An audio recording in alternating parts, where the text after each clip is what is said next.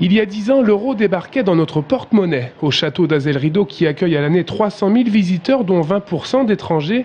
La monnaie unique n'a pas changé grand-chose, même si elle a facilité la venue de nouveaux touristes.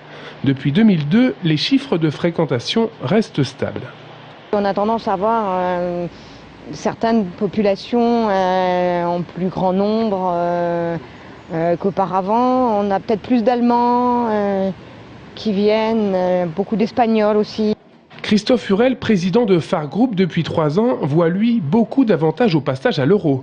La société qu'il préside est spécialisée dans la vente de matériel de bricolage ou de jardinage.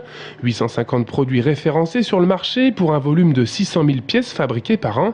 40% partent à l'export. Et pour le chef d'entreprise, l'euro, c'est un gage de monnaie forte et de stabilité économique de l'Union européenne. C'est aussi un bénéfice non négligeable en termes de frais de change qui sont de facto devenus inexistants.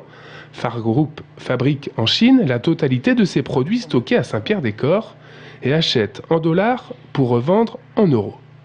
C'est clair qu'aujourd'hui, on a un dollar qui est plutôt faible par rapport à l'euro, donc j'irais dans la logique d'importation qui est la nôtre.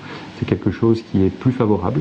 Alors après, on voit qu'il y a d'autres éléments qui font qu'on peut être mis sous tension au niveau de nos prix d'achat, parce que le coût du travail augmente en Chine également, parce qu'il y a une certaine phase d'instabilité en termes de production en Chine ces temps-ci. Donc on a d'autres contraintes qui viennent interagir sur nos approvisionnements. Pour autant, la partie monétaire aujourd'hui n'est pas une contrainte négative, n'est pas une contrainte forte, puisqu'il y a une relative solidité de l'euro par rapport au dollar.